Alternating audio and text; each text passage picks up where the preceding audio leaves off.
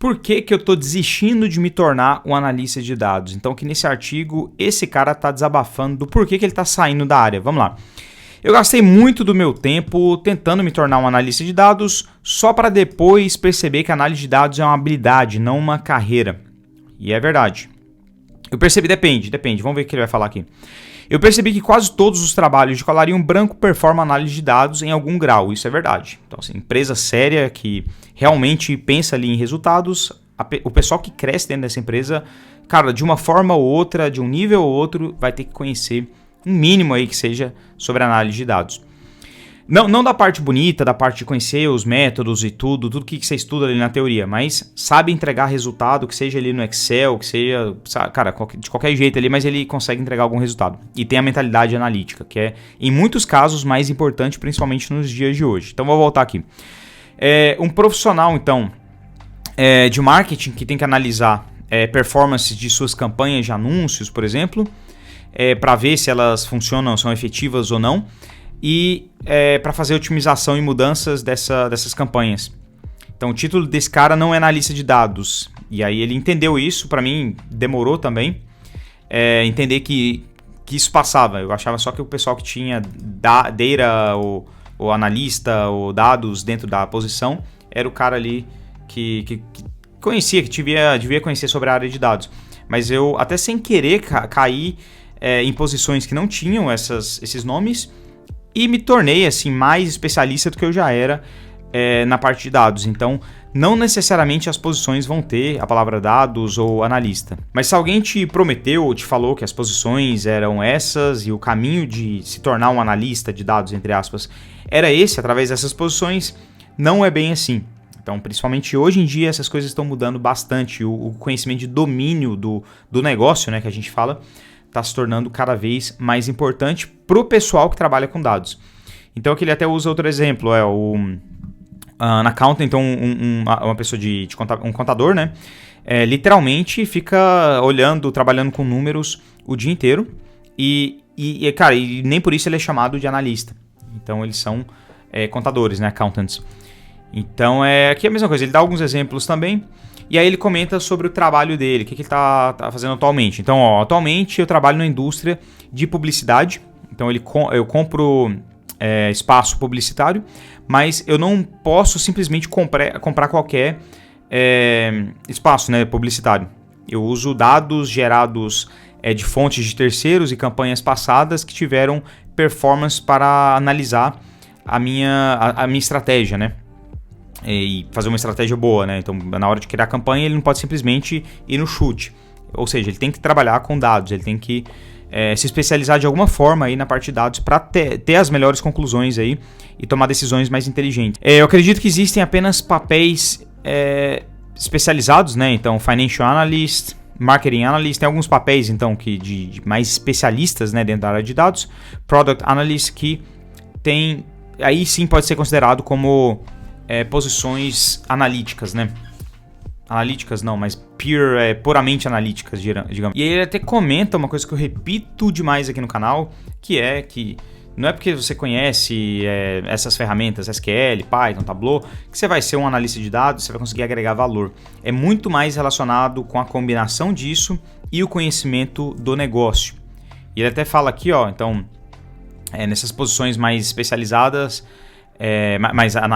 de análises mais especializadas, o conhecimento de domínio, né, do negócio, ele representa 80% do seu trabalho. Eu diria que até mais hoje em dia, tá? Aí 15% Excel, 5% are domain specific tools, which might not be even Tableau, SQL, Python. Então assim, 5% são ferramentas que talvez nem sejam Tableau, SQL, Python, ferramentas que te vendem aí o tempo todo nessas formações e tal. O que eu acho disso aqui? Então, primeira coisa, concordo. Sobre a divisão de porcentagem, é claro que, cara, é muito difícil estimar, né? Vai ter que ver aí cada caso. Então existem esses dois caminhos de crescimento, o mais especialista, que aí tem a ver com essas posições que ele mencionou, Product Analyst, Marketing Analyst, qual mais que ele citou aqui? Financial Analyst. Então são posições que tem analista, tem dados ali dentro do nome mesmo da posição. Não necessariamente vão ser especialistas, mas assim, são posições que, pelo nome, já meio que querem dizer que a pessoa vai trabalhar mais com isso no dia a dia. A função da pessoa, o objetivo dessa pessoa vai ter mais a ver com os dados em si. Mas aí, além disso, e o que tem crescido mais no mercado, é o profissional mais generalista, que eu não é exatamente o generalista porque é um manager, porque é uma pessoa que está olhando para várias verticais ao mesmo tempo, mas sim um generalista no sentido de trabalhar com dados. Então, um profissional que ele está focado no domínio, no negócio, naquela vertical específica, ou seja, um cara que está ali trabalhando com marketing. E aí, esse cara mesmo, exemplo dele aqui que escreveu o desabafo, ele trabalha com marketing, com campanhas ali, publicitárias, e aí, na hora de executar ali a melhor estratégia, ele precisa trabalhar com dados. Então, não é nem que ele desistiu de trabalhar com dados, ele desistiu das posições mais especialistas da área de dados, coisa que eu fiz também, contei nesse vídeo aqui em cima, que aconteceu, na verdade, 2 vezes na minha carreira. Então é uma coisa que tende a acontecer muito com profissionais que vão ficar um pouco entediados aí com a área de dados, somente dados, sem o conhecimento do negócio, e também vai acontecer provavelmente com muito profissional que, cara, a água fria vai bater na bunda porque o profissional só focou em aprender Python, SQL, Tableau, Power BI, e aí chega uma hora que essas ferramentas vão ficando mais acessíveis, você vai ter outras pessoas que executam isso, você tem IAs que executam muita coisa também, e aí esse profissional vai ficar sem trabalho se ele não correr atrás de alguma outra coisa. O que seria essa outra coisa? Ou você se especializa mais, você vai buscar um mestrado, ou você vai... Dentro de uma empresa talvez você consiga também oportunidades que vão te colocar aí desafios mais relacionados com machine learning, mais relacionados com a parte mais avançada aí, não só na parte exploratória. Geralmente essa parte já meio que tá, não é tudo, né, mas já tá meio que dominada aí pelo pessoal que domina o negócio, o domain, né? Então você vai ter que buscar alguma coisa mais avançada, de estatística e tal, você vai se tornar uma pessoa cada vez mais especialista em dados em si. Ou outro caminho é você buscar uma vertical. Então, deixar essa mentalidade de ser o analista de BI, né, que é o cara que está quebrando galho para todo mundo, e se tornar um profissional, independente do nome seu, do cargo seu, se tornar um profissional que executa do começo ao fim o projeto. Ou seja, você vai fazer a limpeza, você vai fazer dos dados, você vai fazer análise, você vai trazer a conclusão e em muitos casos você vai fazer a execução também. Então, dentro de marketing, nesse caso aí, o cara que executa ali a compra de domínio, esqueci o que ele faz, de domínio e tal, ele faz essa análise através dos dados também. Então, todo o processo aí, do começo ao fim. Você vê que parece simples no papel. É um tema que eu trago muito aqui no canal. Já tem mais de ano que eu tenho... Cara, eu tô prevendo que isso está acontecendo. Não sozinho, você vê que nas indústrias isso está acontecendo, nas posições que estão abertas, o que eles estão pedindo, o que empresários estão pedindo em cada posição. Você vê que está mudando um pouco. Então, o analista de dados está passando a ser não mais uma função, né, exatamente de uma empresa. Em alguns casos você ainda tem alguns, mas principalmente esse pessoal que vai se especializar mais, e aí já vai mais para o campo da ciência de dados, né?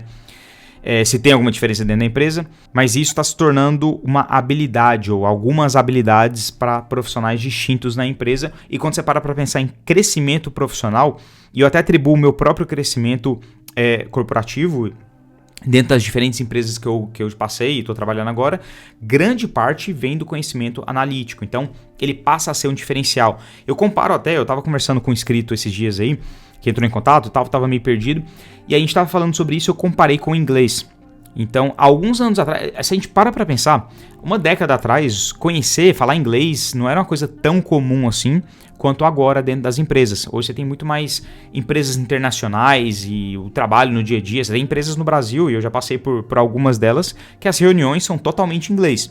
No dia a dia, tá todo mundo no Brasil ali, mas você tem um gringo ali, você tem a empresa internacional e às vezes tem alguma regra nesse sentido, as reuniões são todas em inglês.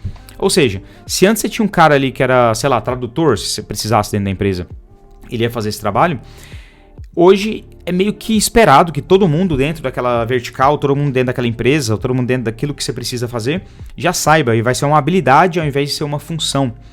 Então, isso vai acontecer também, provavelmente, aí eu tô chutando, mas com o que eles chamam de prompt engineer, né, que algum tempo atrás, aí, quando explodiu aí o crescimento do ChatGPT, todo mundo começou a falar, e eu falei isso aqui no canal também, e hoje eu retiro o que eu disse, que eu vi que o negócio não é bem assim. Eu achava que a posição do futuro, e eu vi isso em várias matérias e tal, a posição do futuro seria Prompt Engineer.